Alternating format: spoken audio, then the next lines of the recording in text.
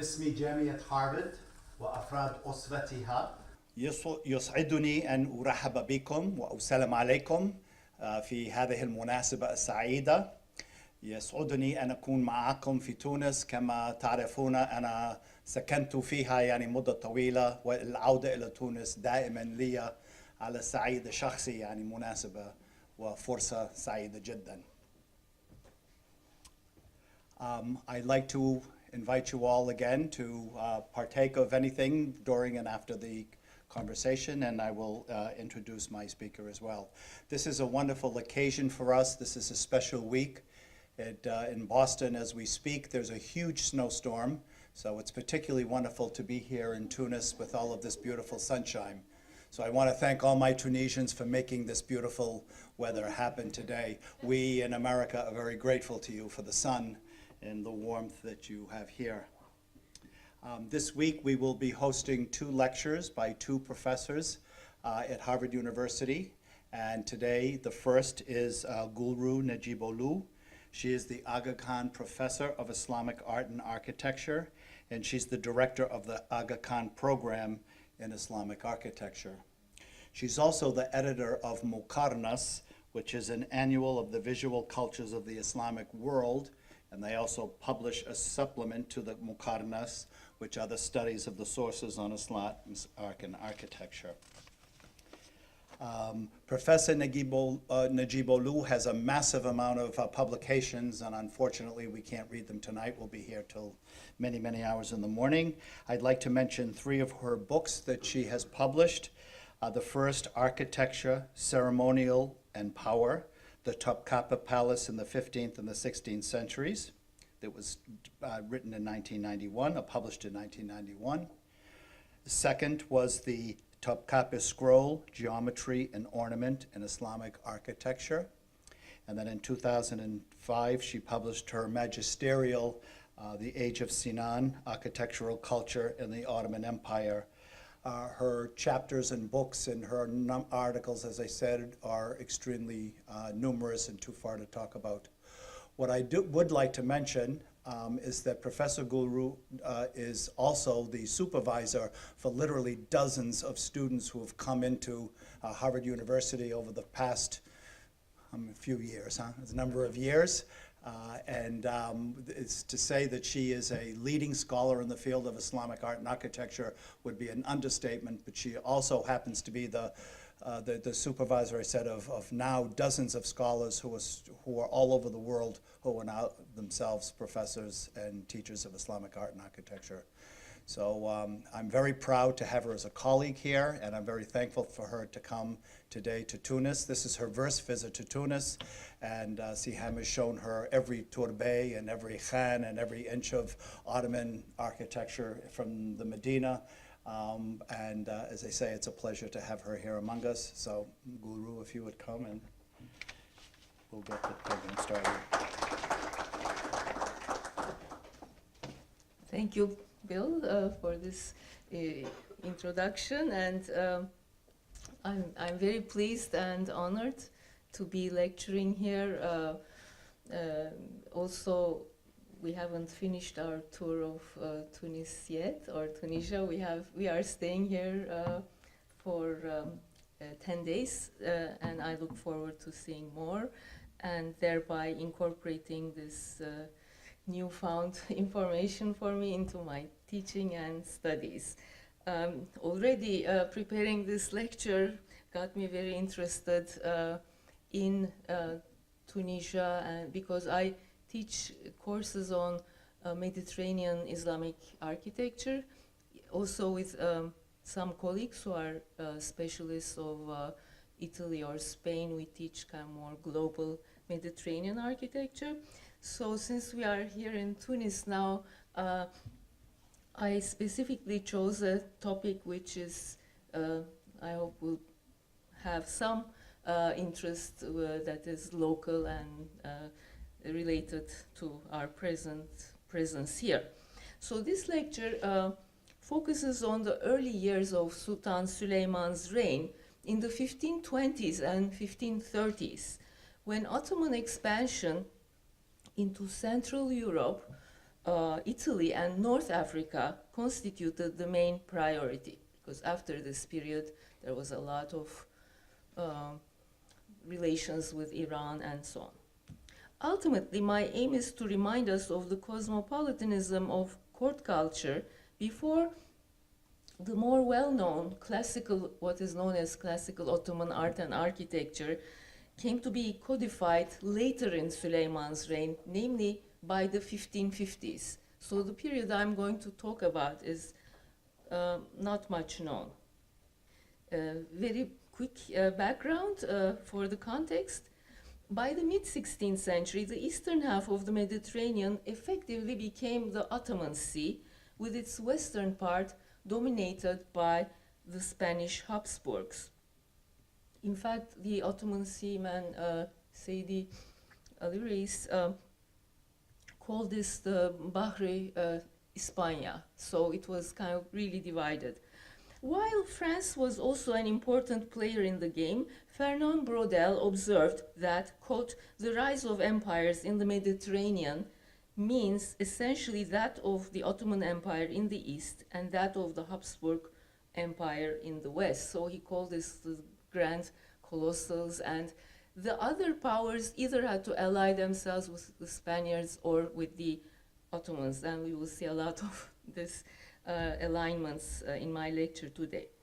So the Spanish Habsburg Emperor Charles V's victory over the Valois king Francis I in 1525 was followed by the sack of Rome by him in 1527 and his coronation as the Holy Roman Emperor by the Pope in 1530.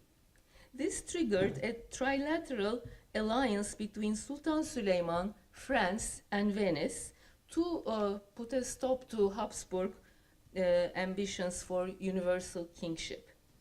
Both the Ottoman Sultan and Charles V began to claim the title of Roman World Emperor, in which Mediterranean played a very important role, expressed in their competition to possess Italy and North Africa.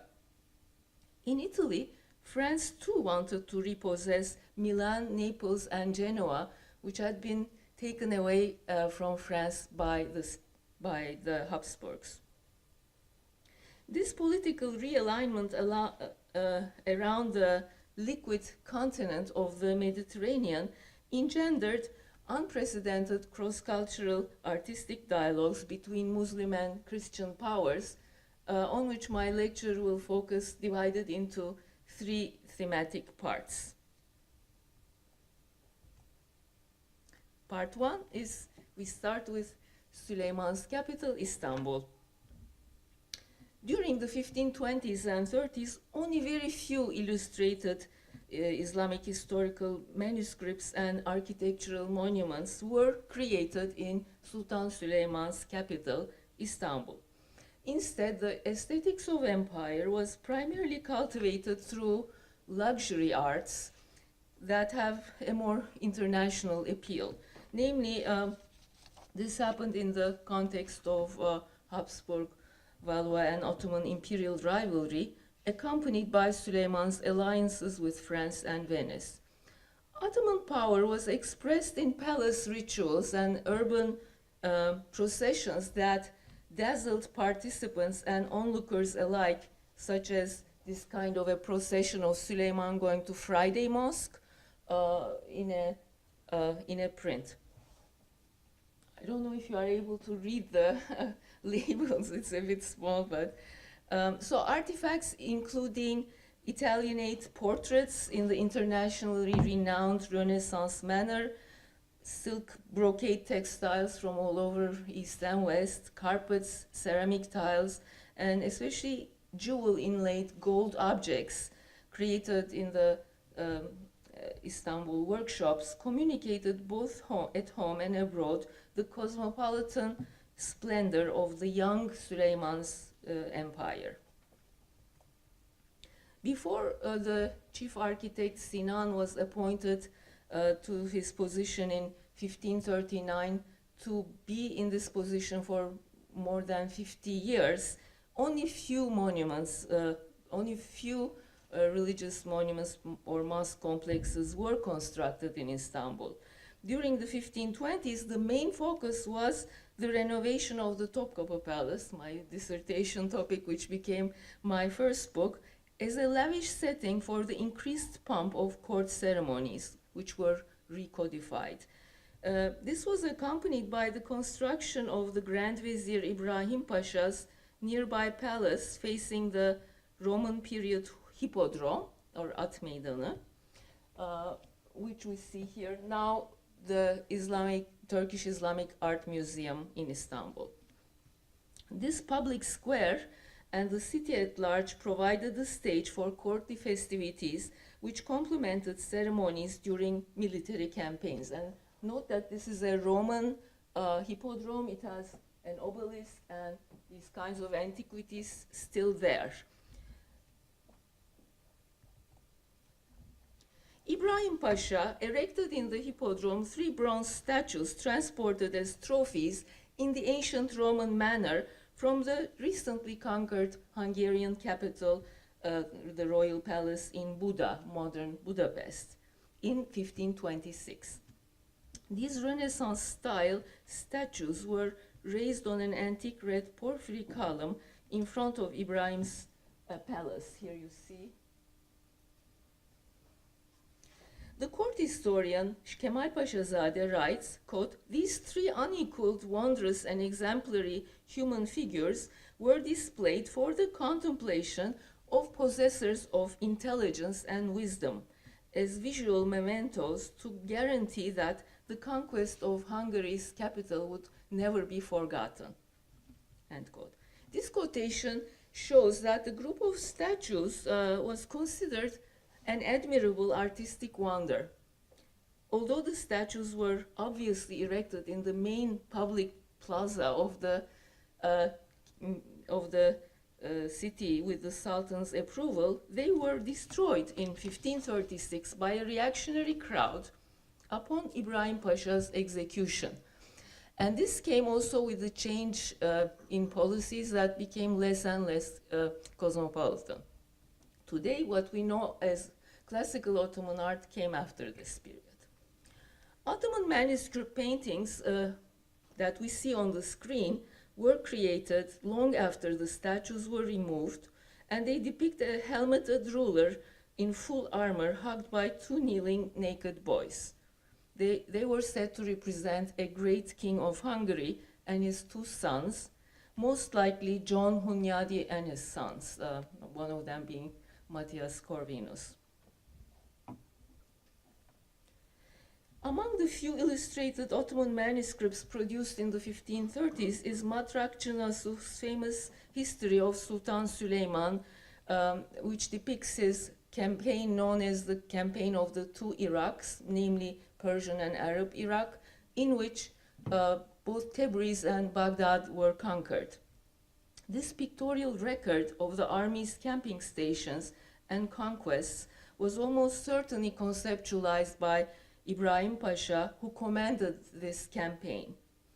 The paintings that you see on the screen are a new genre of topographic painting, which enjoyed a long life in the Ottoman court, and it was practically unparalleled in any of the other Islamic courts at this point and later. It emerged in dialogue with the Ottoman interest in cartography ever since the 15th century. So we see this genre, which is appearing in chronicles, kind of having a dialogue with military maps and cartography.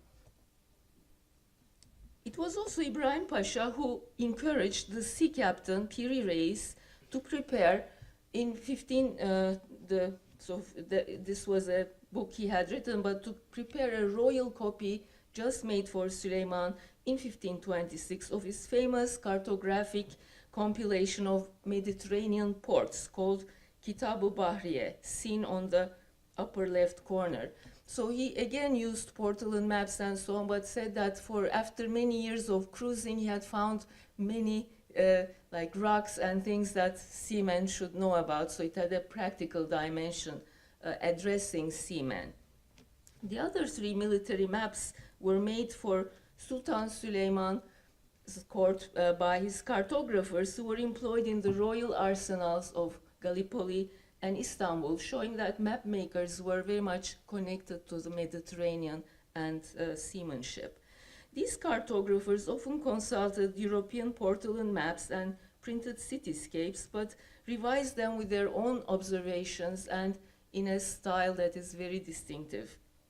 On the screen you see the single-leaf siege maps of Belgrade, Lepanto, and Malta, which were aestheticized in Ottoman topographic miniature painting. So that genre, which emerged in this period, has been connected to the name of the painter Matrakçı Nasuh, who was kind of a multi-talented person. He was a royal historian, geographer, skilled in military arts, mathematics, and navigation. Such a conjunction between military technology, science, and art also found expression in other artistic practices. For instance, I discovered in the Ottoman archives in Istanbul that a Venetian architect, engineer, known as Francesco Giustiniani, who was skilled in drawing navigation maps and also building huge galleons, was enrolled in the Ottoman Corps of Architects, which amazed me a lot because it shows that this kind of engineer had also influenced architectural production and drawing plans which existed in the Ottoman Corps. And this was before Sinan became chief architect, before 1536. He had gone to India, and so this person was of a Portuguese Venetian background. Anyway, but mainly it shows that when we talk about Islamic art, we think of only native Islamic artists, but there was also in Tunis a lot of a mixture, as we are finding out about Italian ceramics and so on. So another case of transcultural exchange involved the Ottoman poet, painter, and sea captain Nakkash Haydar Reis. So he too was a seaman, as Reis is usually referring to captains, whose pen name was Nigari, meaning painter in Turkish and Persian. He became attached in the 1560s to the court of Sultan Süleyman's son, Crown Prince Selim, as a kind of entertaining boon companion. He was so very much telling jokes, and even in his painting, you can see this is in the Harvard Museum collection, portraits of Charles V and Francis I, which he usually added amusing couplets and his signature into these manuscript paintings. So its Turkish playful inscription reads, one of them is the King of Spain, the other one is Francis. They came with a petition to Prince Sultan Selim asking for a royal letter via your servant Haydar. So I was trying to understand what this is. So basically it means that the pictures came as if they are paying obeisance to the prince.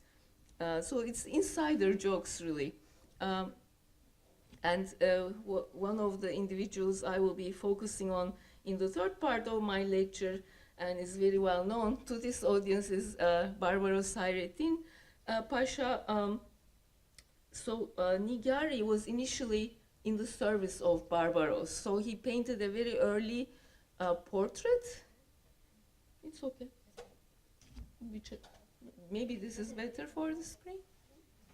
Yeah. So this is the painting of Barbarossa, and you can see that this Italian print looks very similar. So it's very recognizable portrait. And these Italian prints were based actually on a now lost series of Ottoman sultans' portraits painted by Nigari. Barbarossa had given them to a French general, and then it became part of, translated into oil paintings for Paolo Giovio's Museum of Portraits in Como. on the basis of which later on these prints were created. And we know these were made by him because Barbarossa gave them in a beautiful box as kind of single leaves.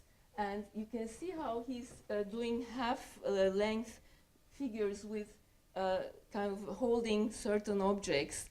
But this style in itself comes from earlier Ottoman interactions with European art. So this shows a very intricate two-way traffic going back and forth, especially in the circulation of portraits, which become more recognizable and go beyond generic representations.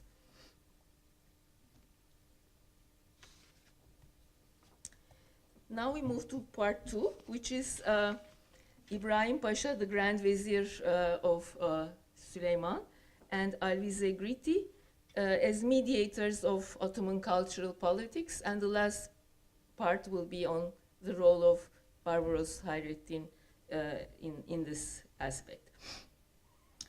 The uninhibited aesthetic receptivity to Renaissance status symbols in the young Süleyman's court was largely mediated by his Grand Vizier Ibrahim Pasha and the Italian community of merchant diplomats residing in Pera, which is a district today in Istanbul known as Galata or Pera, which was a Genoese colony that capitulated to the Ottomans when the city was conquered. So it had a special semi-autonomous status.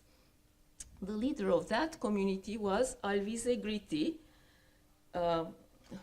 here, who was born in Pera. I'm sorry.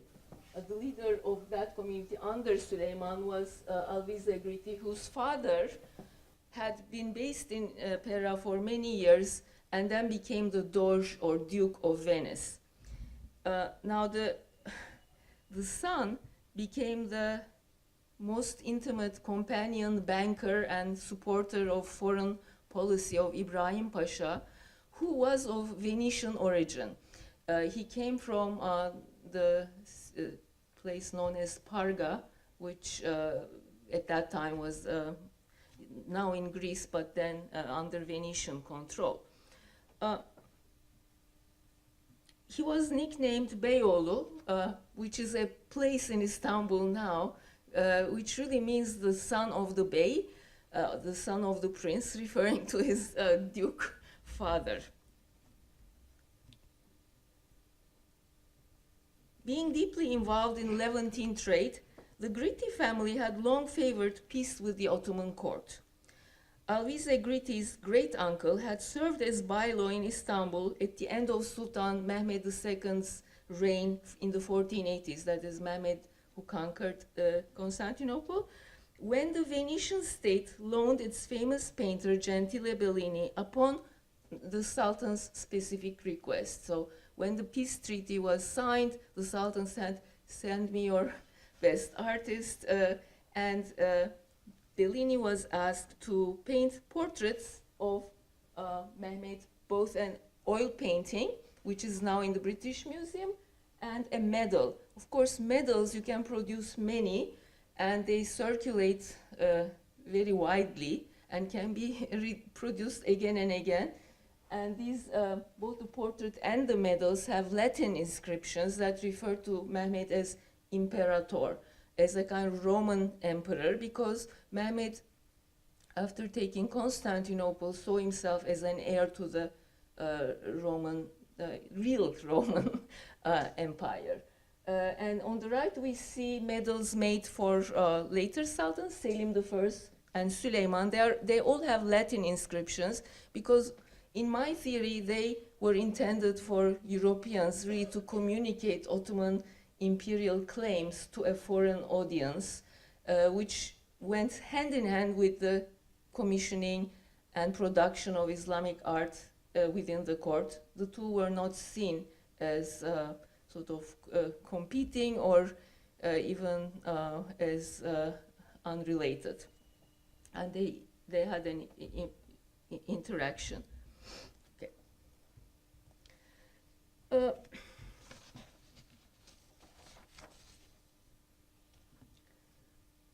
Here, I'm just like, before moving into the circulation of portraits and so on, showing a little bit of Sinan's architecture.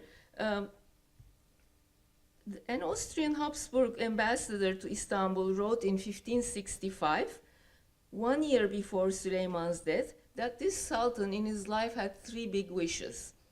I don't know if this is true, but like 3 big wishes, only one of which remained unfulfilled. First, building a grandiose mosque complex like the Süleymaniye in Istanbul, named after himself, which you see on the screen. Second, constructing charitable aqueducts in Istanbul, which actually more than doubled the amount of water that was available.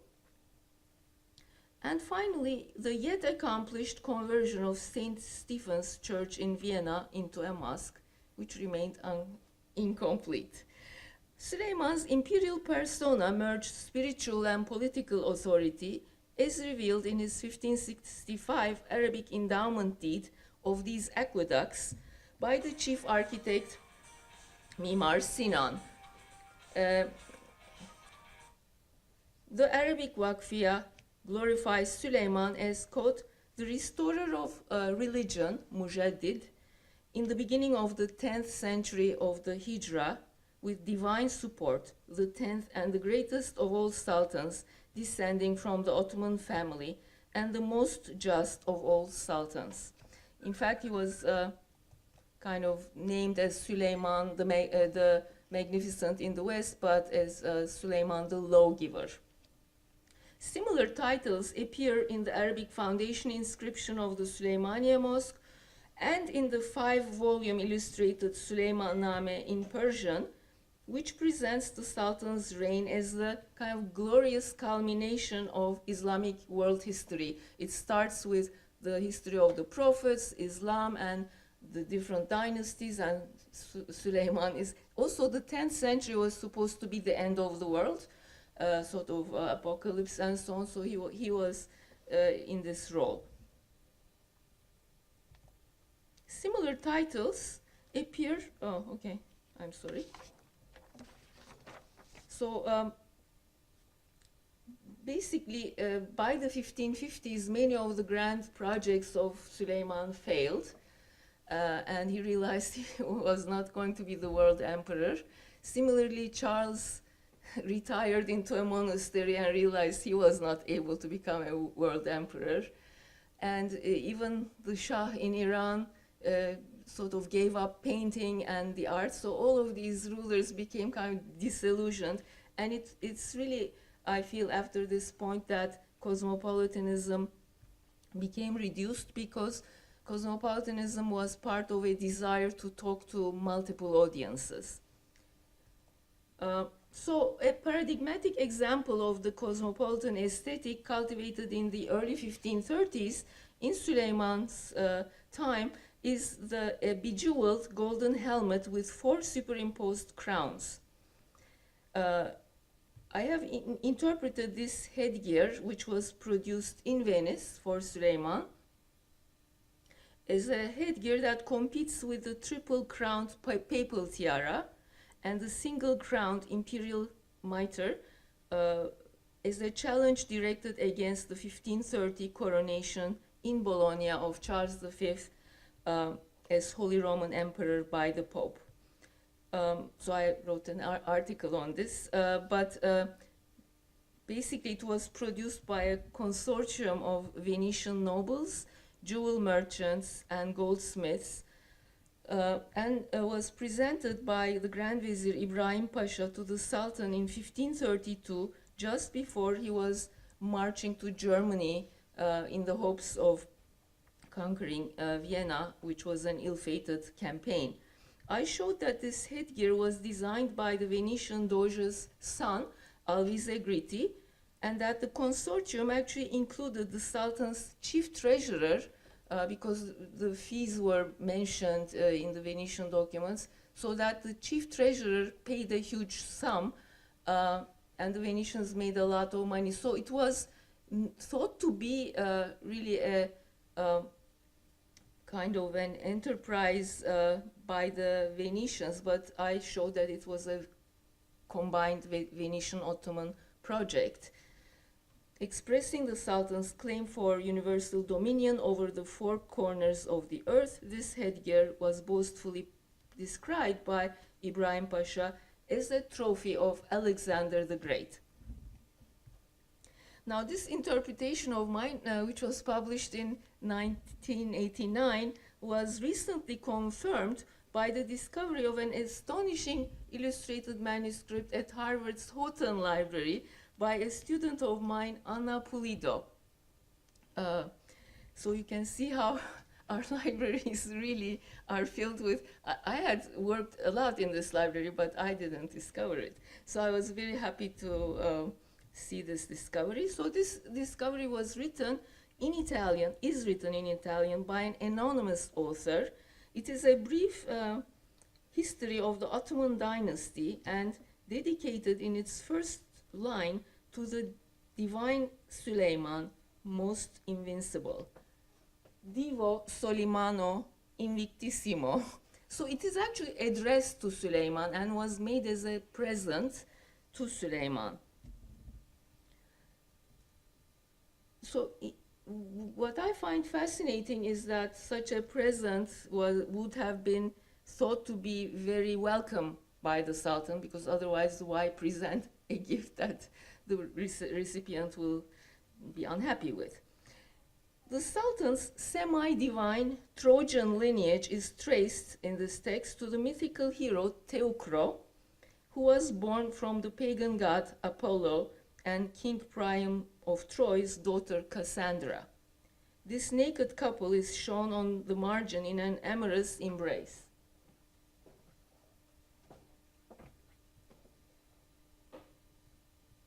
The text explains that the couple's sons, Teucro and Franco, became the ancestors of the Ottoman Turks and the French, respectively. After the sack of Troy, each of them escaped to different parts and they created these dynasties. Portraying Sultan Süleyman from an Italian humanist perspective, the author compares him to classical heroes and attributes the favor of pagan deities to the Sultan's three recent victories in Belgrade, Rhodes, and Budapest, after which Süleyman became the absolute king of the Hungarians. The Sultan's virtues included humanity, passion, compassion, justice, and his patronage of scholars and literati. And the text says, because Süleyman himself was a refined practitioner of the fine arts, namely he was trained as a goldsmith, which we know he was trained when he was a prince by a Greek goldsmith in this art. So it's an insider who knows also, he says Süleyman in his free time practices art and receives the literati and so on. The manuscript was likely commissioned by the pro-French Venetian Doge's son, Alvise Gritti. I mean, I think the reference to French and Ottomans can also be part of this new alliance in which the Venetians were part. It was most probably actually presented together with the crown itself, because in these vignettes or in the margins, the crown is represented over and over again, which made me very excited when I first saw it. So, in fact, one of the paintings depicts the Venetian Doge, Alvise Gritti, shaking hands with Bayezid II, who's wearing the helmet crown. The text explains that he was the cause of the signing of an eternal peace treaty with Venice in 1503.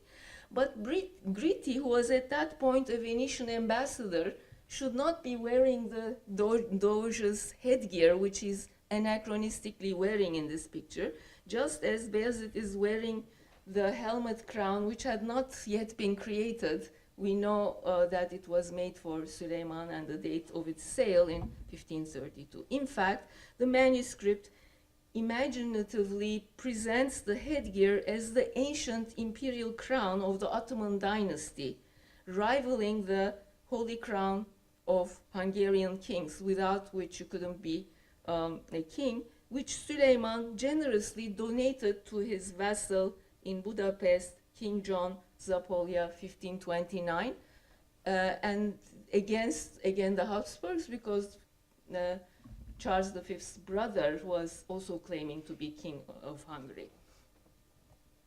Finally, so the last pages refer to Süleyman as more fortunate than Alexander the Great and the only world emperor. Directly addressing the Sultan, the author declares, quote, "As king of kings, emperor of emperors, you deserve the triumphal crowns on the bejeweled golden helmet that we now see ornamenting your divine Caesarship," end of quote. The manuscript's pro-Ottoman discourse was common among the Venetian peace party and among the Pera merchants of Istanbul. So in a way, one could contrast this with the negative propaganda that was coming out from the Habsburg court and making the Sultan look like the barbarian, etc. So here we see really sort of a very ideological artifact being produced by foreigners for the Sultan, who is using this kind of propaganda as well as a kind of counter-propaganda. Although the Harvard manuscript and Venetian prints of Süleyman wearing the crown show him wearing the crown, it was never actually worn. Instead, it was carried like the papal tiara in this parade where we see Charles V and also the Pope parading in Bologna. So really every item of Süleyman in 1532 corresponded 2 years later to this grand parade in preparation for a holy crusade.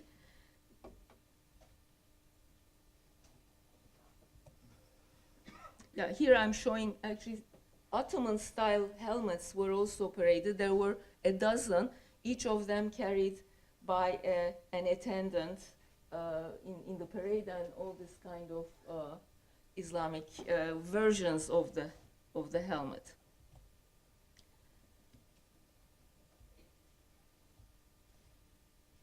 The Sultan's helmet crown was complemented by a saddlecloth scepter, also produced in Venice, and we don't have any reference to these objects in any of the Ottoman histories, in none of the painted histories of Süleyman, where you see him parading in a very Ottoman costume, mainly because the painted illustrations all appeared after 1550s, at which point both the message of the headgear was probably gone, but the new cultural politics no longer tolerated such foreign symbols of rulership. The fame of Süleyman's helmet crown was primarily publicized by Venetian prints and plays by Pietro Aretino, a prominent author, playwright, and art critic who sought refuge in Venice from the 1527 sack of Rome by the Habsburgs. Aretino was initially a protege of the Gritti family, so you can see how he's part of this circle which was involved in the creation of the helmet crown.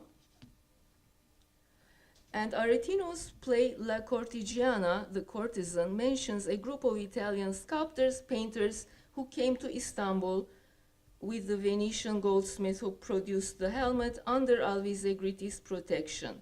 We know that Alvise Gritti invited Aretino and his circle of artists to Istanbul after Aretino offered his services in 1531 with a letter addressed to Ibrahim Pasha, stating that he wished to immortalize both the Pasha's and the Sultan's fame with laudations that would adorn the whole world. Aretino's letter praises divine Süleyman, again Divo Solimano, his clemency, justice, and glorifies him as, quote, the most sacred, the most invisible, Prince of princes, King of kings, and God of demigods, much like the Harvard manuscript. So I almost wonder if he may have been involved in the creation of the manuscript that has just been discovered.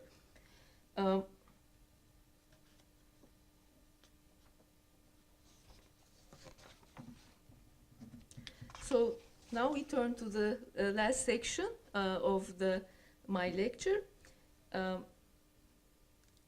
which focuses on Hayreddin Barbarossa, a former corsair merchant from the then Ottoman island of Midilli in the Aegean, which brings us closer to North Africa. He became the king of Algiers in 1520 and rose to power in the Ottoman court, particularly in the mid-1530s and after Ibrahim Pasha's demise, after the German campaign that failed in 1532. In this campaign, Ottoman Coron, a former Venetian castle in Greece, was seized by the commander of Charles V's fleet, Andrea Doria, who would become Barbarossa's arch-rival. Andrea Doria was not only the Habsburg Emperor's Grand Admiral, but also the Prince of Genoa and a lavish patron of antiquarian Renaissance art and architecture.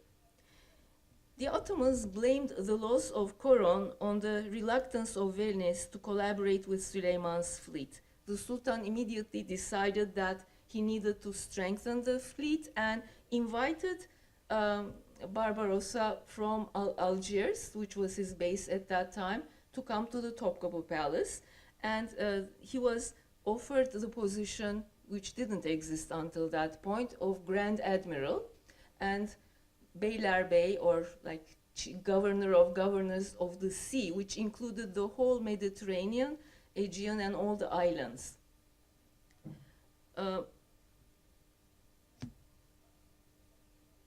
In this period, also, Venice was punished for not helping the Ottoman fleet with the Ottoman-Venetian War between 1537-1540. And in this context, the French all of a sudden took the place of the Venetians as the main allies of the Ottomans, and especially in Ottoman alliance with the Navy, with the French Navy against the Habsburg Navy. It was then that Barbarossa attained unprecedented international fame. Both Barbarossa and Andrea Doria fashioned their own royal image in conjunction with that of their suzerains, the Ottoman and Spanish emperors, respectively, in the divided East and West Mediterranean. And here I thought I would, these are not self-representations of Barbarossa, but he's often, like Andrea Doria, represented as Neptune, the god of the oceans and of the sea.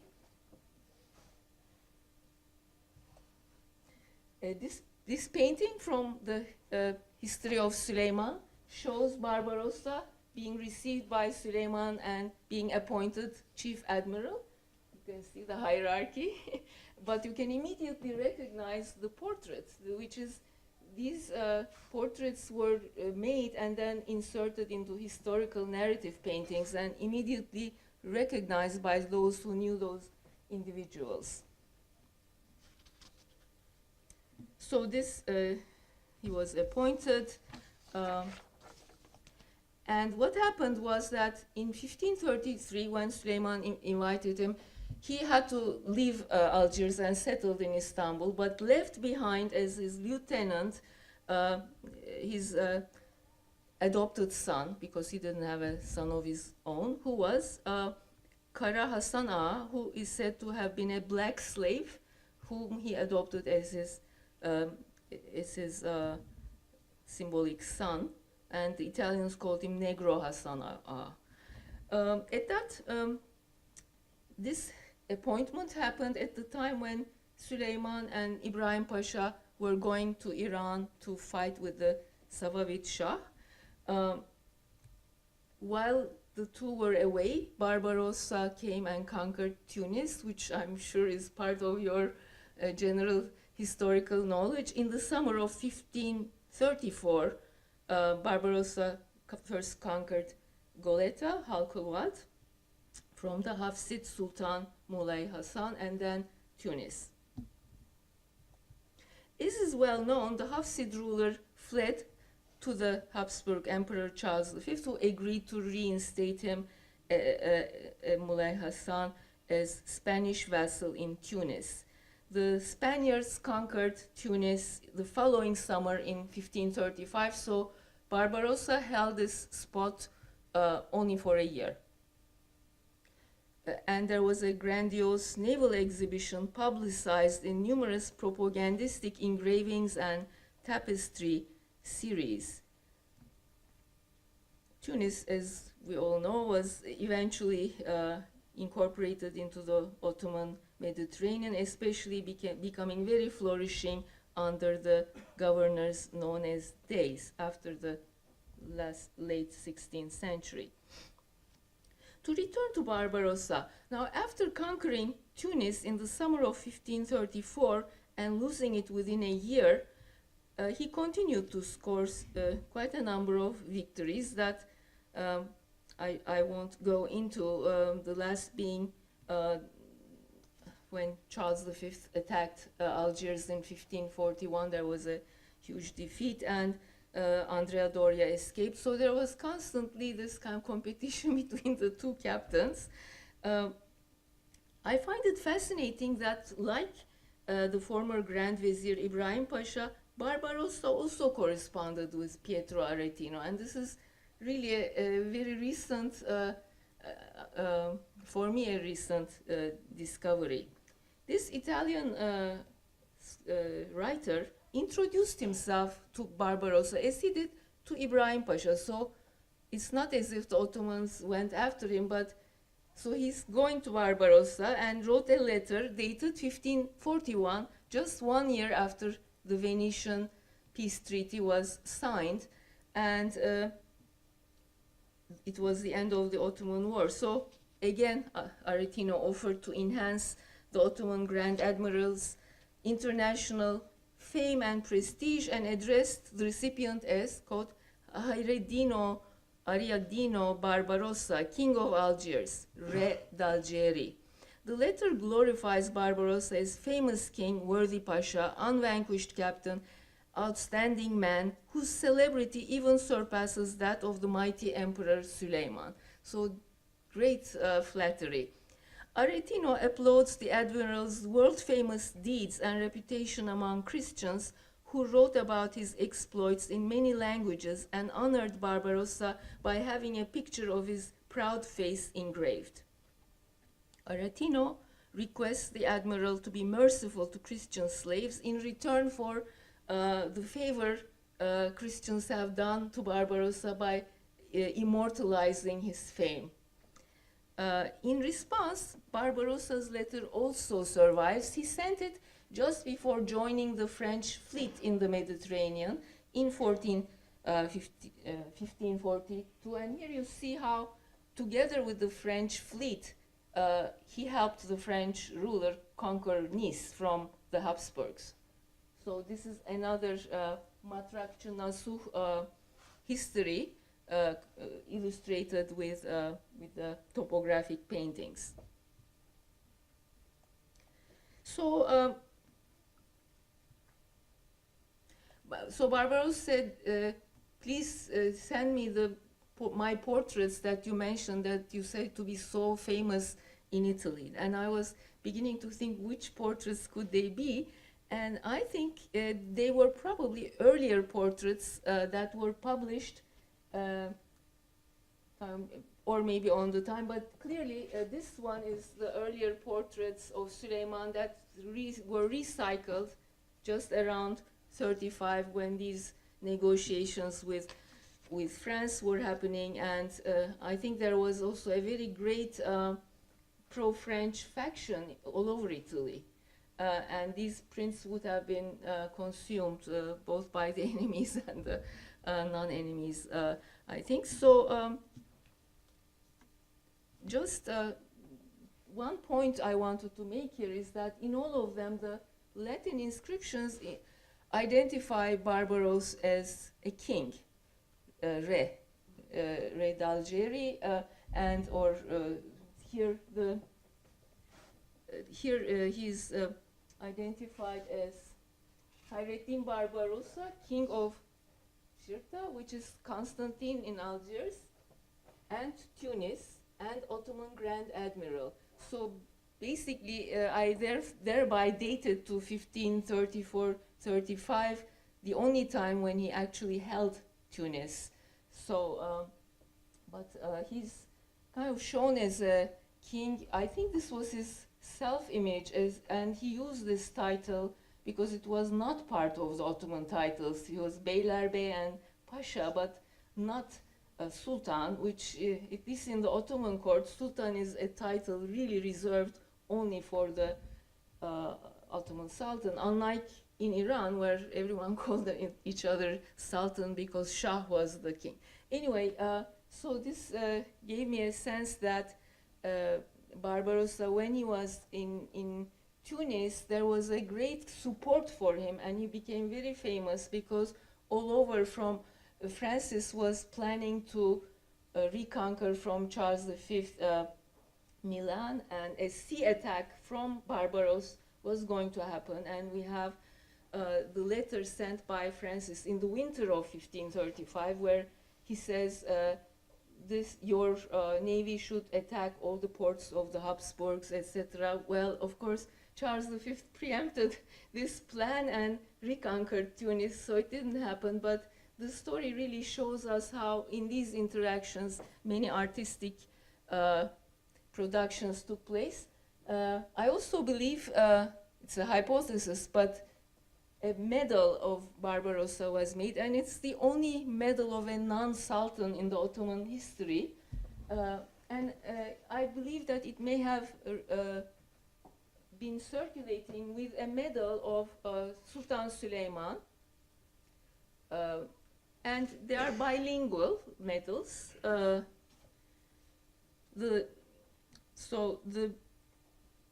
one of Barbarossa perhaps circulated among the pro-French factions in Italy, but throughout the Mediterranean. The Latin inscription refers to him as Barbarossa Hayreddin Begi Pasha Cezayir Sultanı. Now, it turns out that this is exactly the title used by Francis in the winter of 1535, just before Charles took Tunis back. And that title was never apparently used again in the French chancellery, according to Nicolas Vatin. So we can safely date this medal also to this period of Tunis and that thing. And Süleyman is called Süleyman, Caesar of the Turks. And then there is a smaller inscription here, which is in Roman letters of an Arab, sort of, he's the Melik al-Arab Turk. So Melik al-Arab al-Turk, so king of the Arabs and Turks. And while it could be seen as a more generic aspect of Süleyman's rulership, I think it could be seen as if we consider it may have circulated more in the Mediterranean in this context, perhaps it may have referred to the factionalism in North Africa at that time, which really plagued Barbaros, and he didn't last long here. So maybe it was trying to make the Ottoman power more kind of accepted as the king of the Arabs and Turks, a hypothesis. And to turn to the last points, what happened after these campaigns was that the last campaign of Barbaros in the Mediterranean was the conquest of Nice and his presence in the Mediterranean, where they wintered in Toulon for the whole winter and presented themselves in Genoa to scare Andrea Doria. Anyway, so Barbarossa returned to Istanbul, and had his life story, Gazavatname, written in the 1540s. And what we have is a inscription of a mosque he built in Algiers, but which doesn't exist. But in the museum, archaeological museum, there this has been published. He does refer to himself as Sultan in 1520 and does not refer at all to the Ottomans. So really, it was only after the 1530s when he became more fully incorporated into the Ottoman power. And here I'm showing where he's buried. The tomb is made by the great chief architect Sinan, and it was next to a madrasa that Barbarossa created there, and also a hospice for all the travelers, giving free food, etc. And his palace was there as well. It's in the quarter known outside Pera, in Beşiktaş, which is the port from which the Ottoman Navy each summer left for Mediterranean waters to counter the Habsburg and other navies. So it was built in the 1540s, and he died in 46. And finally, here I'm showing you a remaining monument of Barbarossa, which has recently been restored or is being restored, which is a very luxurious bath in Istanbul known as Çinili Hamam, which has very high quality blue and white turquoise Iznik tiles. And all of these monuments are actually listed in his Vakfiye, which exists in Arabic. So what could be said is that it's rather impressive that he was able to commission the chief court architect to build these monuments, showing how important a position he occupied in the Ottoman court. And finally, my concluding remarks.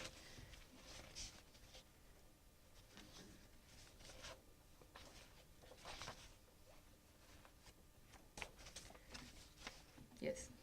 So to conclude, just as Barbarossa's royal image in the West relied on that of his suzerain's imperial prestige, Sultan Süleyman's rule over the Maghreb depended on Barbarossa's collaboration. It was through the initiatives of Barbarossa and his successors that North Africa, with the exception of Morocco, became part of the Ottoman Mediterranean. The use of ancient Roman imperial imagery in the engraved portraits we are seeing of Barbarossa, Süleyman, Francis I, and Charles V, I think must be understood in the context of Ottoman Habsburg-Valois rivalries, with each power aspiring to dominate Italy, a piece of North Africa and the Mediterranean. In that context, the cosmopolitan aesthetics of empire was disseminated largely by the circulation of portrait medals and prints, which functioned as an international currency of reputation and exchange. Early 16th century artistic conversations between Muslim and Christian powers were therefore informed by shared cultural values across a sea that both unites and divides. Thank you.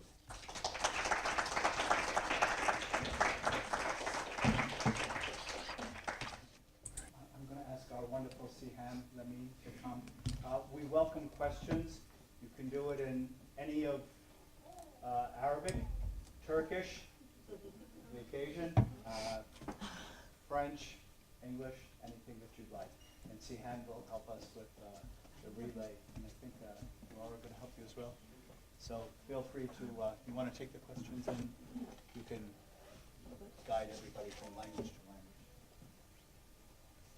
Anyone have a question? Start the first to ask the first question. This one's with.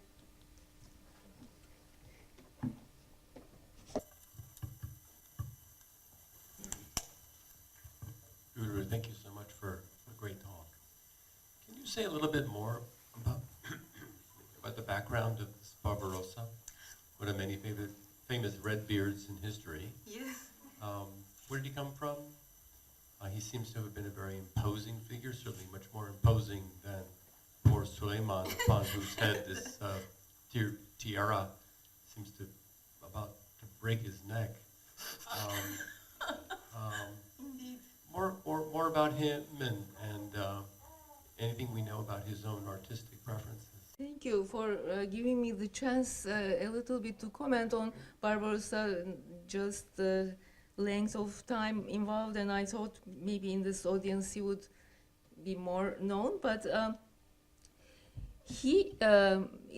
the inscription that I showed, which is from his mosque in Algiers, refers to his father as Al-Murad al-Turki. So he identified himself sort of in an ethnicizing manner. He comes from the island of Midilli or Mytilene, Lesbos.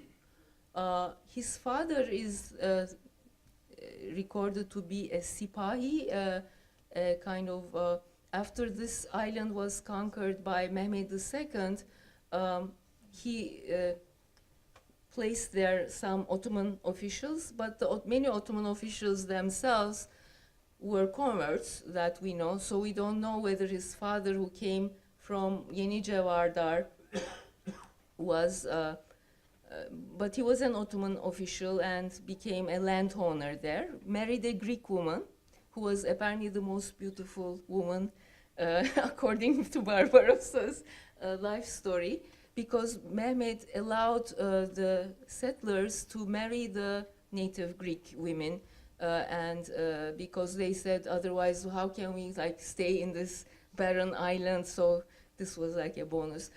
So Barbaros was very multilingual. Apparently he spoke Italian, because in the sea world you have slaves from all over. In fact, in his letter to Aretino he said, oh, by the way, when I talked to my slaves from Genoa and Rome, they praised you greatly. So he was like returning the compliments to Aretino.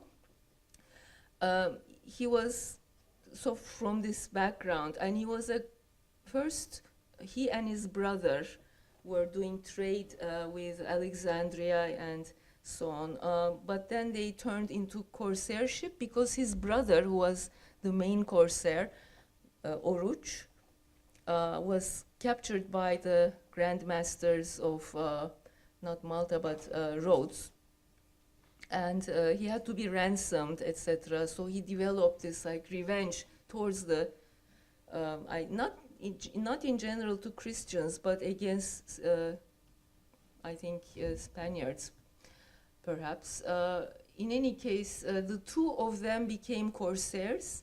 They were invited by a faction to North Africa, but eventually when they became too powerful, people wanted to get rid of them. And the interesting thing is that the Sultan, although he had many soldiers, they were mostly land soldiers, and that to govern the waters, you needed someone who knew those waters very well. And interestingly, I thought, I don't know what the historians might think, but why did Barbaros kind of have such a successful conquest of Tunis and then kind of lost it? Because the war was on the land. And my sense is that the sea captains aren't very good on land wars. And basically, because there was also kind of a rebellion when all the slaves escaped from Tunis, which were held by these, they went over to the Christians, and he just immediately escaped with his ships. So it's a very different kind of multicultural kind of person, although I don't like that word very much, but speaks many languages, can switch allegiances. I mean, not necessarily always loyal to Süleyman, because he wanted his own power and wanted to show himself as king. And maybe he needed to do that because his rivals he was dealing with, like Andrea Doria, you know, they were actually, in the biography of Barbaros, he said, oh, they always put me down, saying, we wish at least that a noble had defeated us, like, who wants to be defeated by a corsair in the Spanish court? So he's very aware of these connotations, even in the Ottoman court, probably. But he became the one and only Grand Admiral to become a Pasha, who was the fourth vizier in the council. So he was very, very important in this period of Mediterranean wars. Does that give some background? Oh, also he loves his family. Like, between campaigns, he visits Mytilene, and he hit the ship of a general who burnt their family home in the Aegean. So there's a lot of personal, maybe even more allegiance to his family and to the island than to the Ottomans.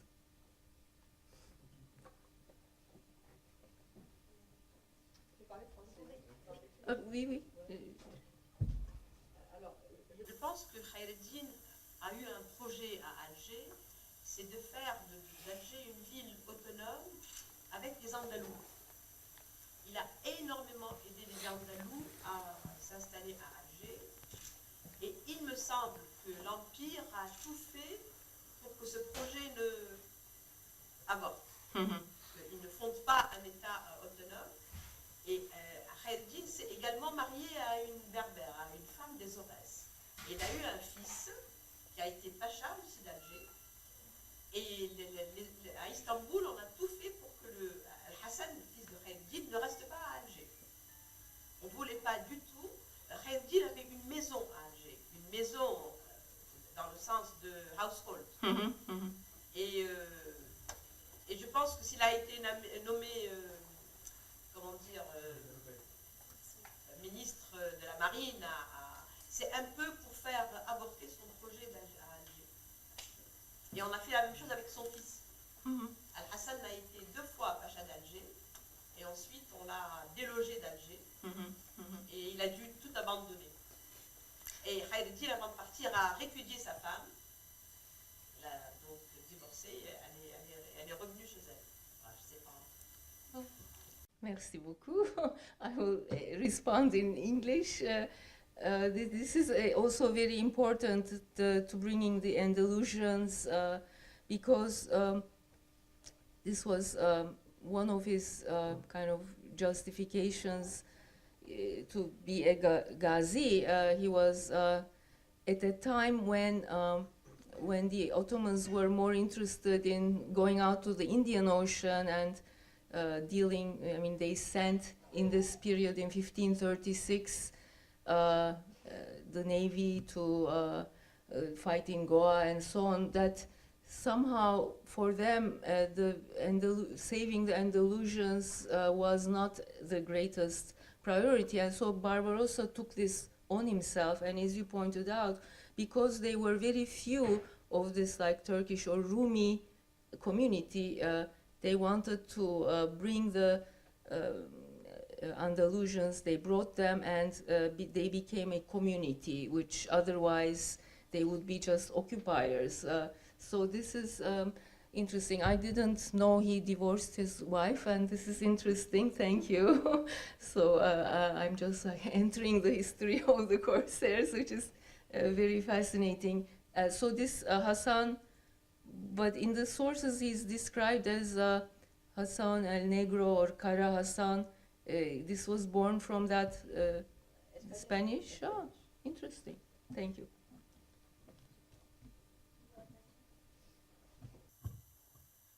Çok teşekkürler. Bu konferans, ben Türkçe biraz biliyorum ama İngilizce konuşmak istiyorum. Thank you very much for this paper. We followed it very easy. It was very clear. Just I have 2 questions and a remark. The first one about how do you explain the difference between the middle and the coins? In the coins we find Sultan al-Bahrain wa Khaqan al-Bahrain, but it was very abstracted in the middle. The first one. The next one about Arrouj and Hayreddin, they were together in Algeria. Yes. But we didn't find anything about Arrouj, I think, about the party and like something like this. And the last one about the graphic about in 1520, I think. I think it was founded by Muhammad Tutunju in the last book about Jazair de Eserleri. Yeah, the inscription. Yes, yes. What about what's the question about the The inscription? graphic, I think he found it. Oh, it was known before Tutunju published it. Yeah, yeah. Yeah, it was actually published by the French. The first question is Oruç, his brother, who was the main sort of person who became the corsair, but they were all of this kind of representations of Hayreddin and so on really appear from the 30s onward, just I think because it became such a major part of European politics. And the Barbarossa, I forgot to answer that question. Barbarossa was the name given to his brother, and both of them had actually red beards. So that name or nickname was inherited also by this younger brother Hayreddin. Yes, we don't know that much about Oruç, but he lost his arm in a fight, so he thereafter retired pretty much from corsairship. And what happened was, in the 1530s, Barbaros was joined by many other corsairs. They, like a Jewish one, Sinan, Chufut Sinan, meaning Sinan the Jew, or Judeo, was one of them, and many others who actually did conquest on their own, but came and they shared the spoils. It was like a most communist regime that whenever they had slaves and all the things, Barbaros, like king, would say, okay, so much goes to the people. And so this is an interesting point. The inscription was known, but somehow looking at the terminology of the European sources and comparing them brings out more clearly the chronology of when these things were done, because this is very rare. Both medals are extremely rare, so it would only one copy of this is known in Germany. So and in this period the Ottomans had stopped having medals, unlike the ones I showed you. So I thought this might be circulating in this kind of context, and I mean, none of the Ottoman sources refer to Hayreddin as Begi Pasha Sultan, and this is published in the negotiations of France, exactly in this title. Did I leave out a question? Just the difference between coins and medals about the title, yes. Oh, yes. Well, coins are extremely different. Coins circulate. This is an honorary medal that you give as a gift to someone, and the medals are done on basic occasions. So, for example, Mehmed II's coins refer to him as like imperator, this and that. That wasn't part of his official sort of Ottoman title. So these medals, therefore, were very rare and unusual for Islamic rulers to actually put their portrait on it, and with the goal of having them circulate very widely throughout Europe with their Latin inscriptions. But here, what's interesting is it's in Turkish and done by someone who is not very well acquainted with the letters. So it was not very easy for me, because people have read it very differently. This is my reading, which I revised on the basis of the French negotiations. Yeah, I mean, if you want, it's Hayreddin, and then there's like this small thing here, which is Begi. The Pasha is like, this didn't fit into the line. Hayreddin Begi Pasha, Cezir Sultanı. Well, it's also Jazair is not spelled correctly. It's like Cezir, but it's not part of like he was known as Cezayir Beylerbeyi, not Cezire Beylerbeyi. So yeah, it is done by a German, and basically probably they saw the written form and kind of copied it. So it's a one-time kind of production for a certain event, like the prints. I think they were done to spread the news and to spread the fame.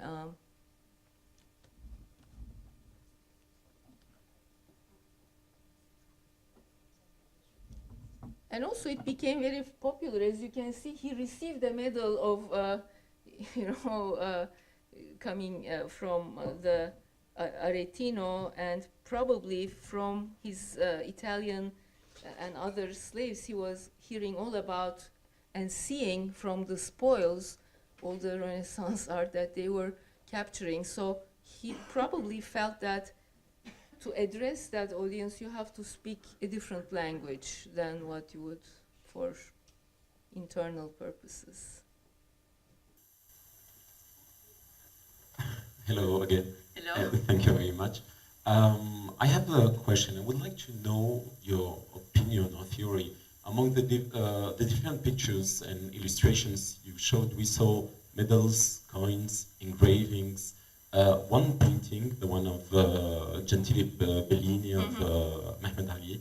And I was wondering, because it's quite similar with what's happening here in the phenomenon of representation, why this rarity of oil paintings canvas? Because Suleyman and other dignitaries were very, very important. And Suleyman, we know some paintings at the Uffizi, in Florence, in Madrid, etc.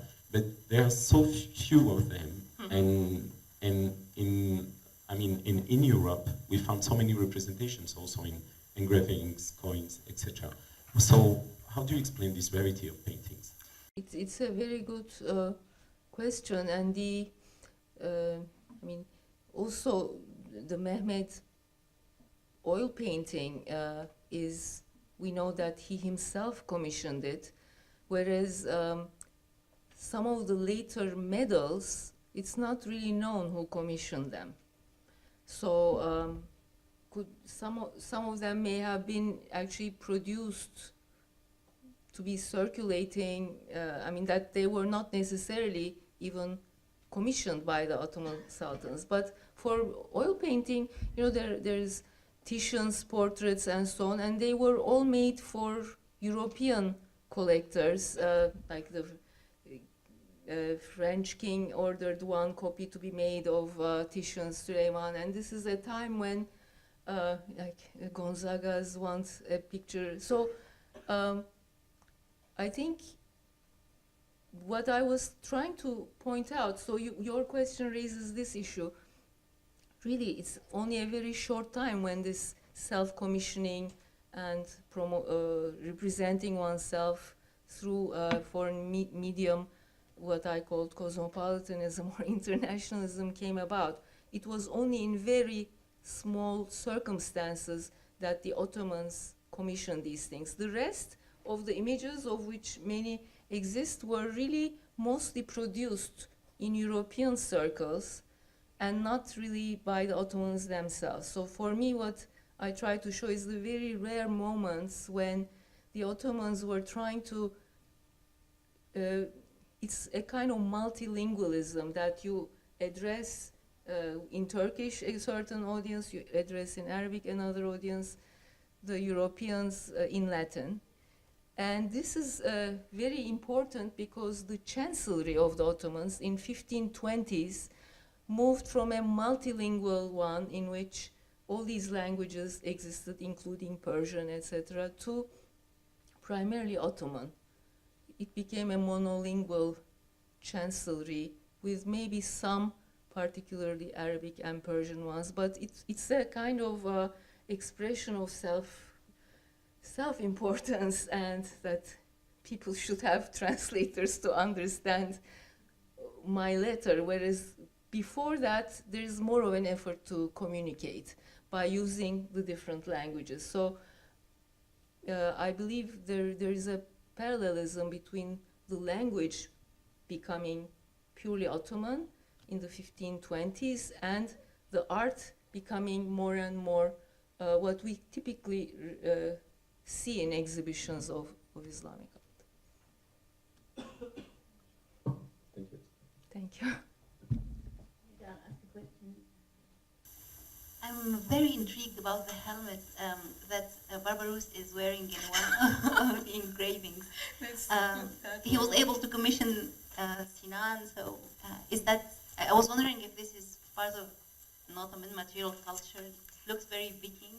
Thank you for asking this question. It was in my lecture, but I felt it was getting long. So this is, in fact, apparently Barbarossa did have a helmet, and it was, according to this source that was brought to my attention by a colleague teaching in Tufts,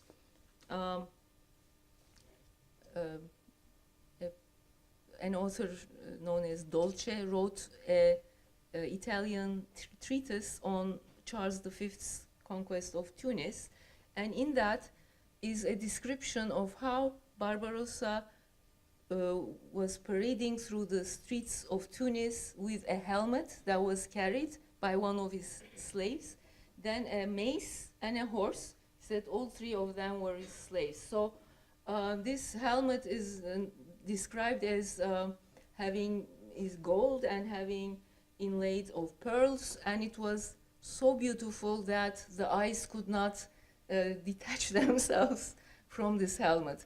So not necessarily that it is this one, but curiously, I mean, I'm not arguing that it is this helmet, but like Süleyman, he was having the helmet, not wearing it on his head, but paraded. And in this case, we have like a single crown, and that doesn't compete with Süleyman's 4 crowns. But interestingly, a lion, which actually he sent to King Francis many lions and almost like a menagerie in his embassy in 1533. And also there is a kind of naked god holding a crescent, like Islamic crescent. So the mixture of references is very fascinating and actually does represent his very multi-background identity that he's wearing. So when he's talking to Andrea Doria, this is how he wants to be seen, because also, I mean, I went to Andrea Doria's palace in Genoa. I mean, he's always representing himself in very imperial ways and using Roman iconography. In fact, many of the artists who escaped from the sack of Rome in 1527 went to Andrea Doria's palace, and so this is also kind of all'antica kind of imagery became very big in this moment, because both Charles and Süleyman want to become world emperor, and the Roman imperial idea of the Mediterranean became a point of competition, and all of them want Italy. I mean, this is also interesting because Francis is always upset that Charles has taken all these territories. Also, Andrea Doria was first the Grand General of Francis. He just left and moved to Charles. So this is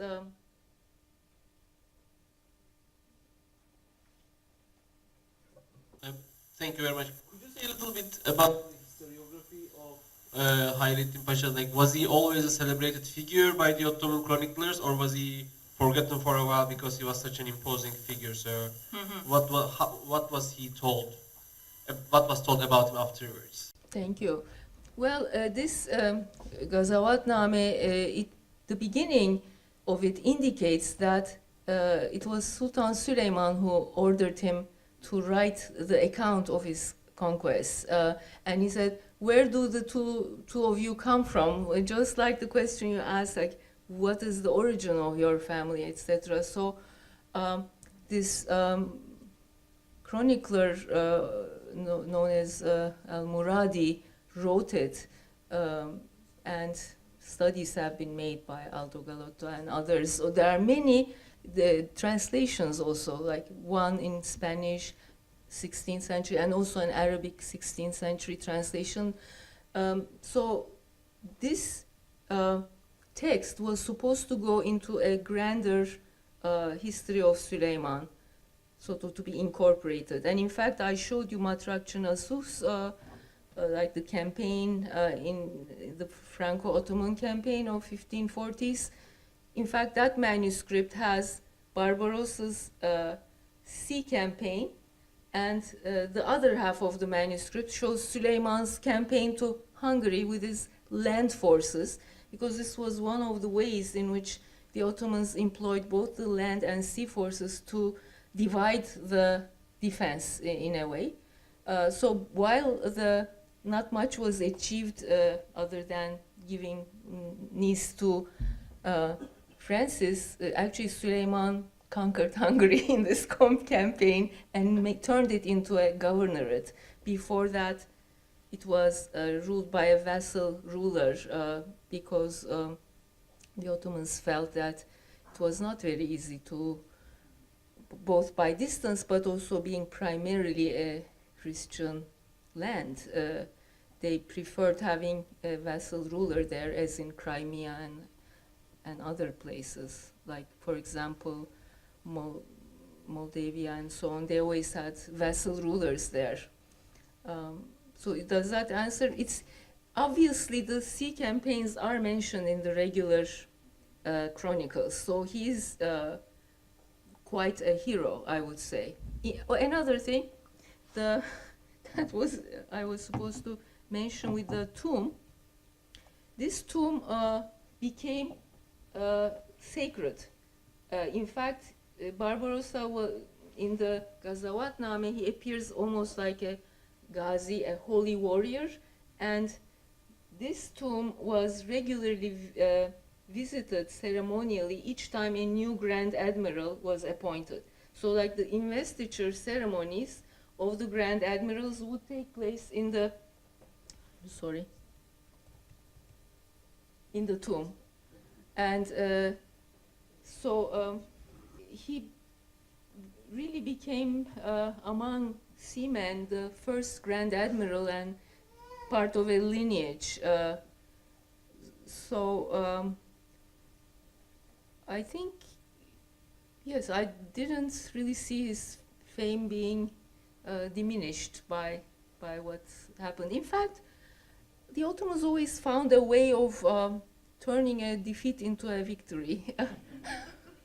So when they couldn't conquer Vienna, they did establish the King's Apolia in Buda, which was in itself an important achievement, and managed to force Ferdinand to give up his plans. So these land and sea campaigns didn't always achieve what was advertised as the kind of big goal, which sometimes makes me think that maybe it's on purpose that they're saying, we will go conquer Vienna so that the others are very afraid, etc. And then you change your route and do something.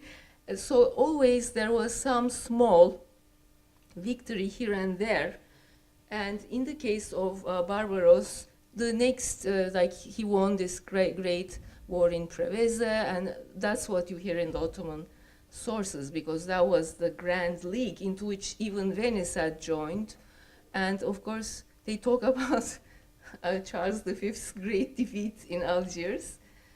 So loss of Tunis was underplayed in the Ottoman sources. But when you look at Charles V's own propaganda, the tapestries of the Tunis campaign were created in 1556, many years after the events. So it was probably the biggest victory he won in the Mediterranean, and it was not easy to find a union in Europe at that time because of so many factions. and also politics were changing. Like one pope that supported Francis died, that the next pope supported. So it's very confusing even to follow what's happening when 1 year can change the whole alliances.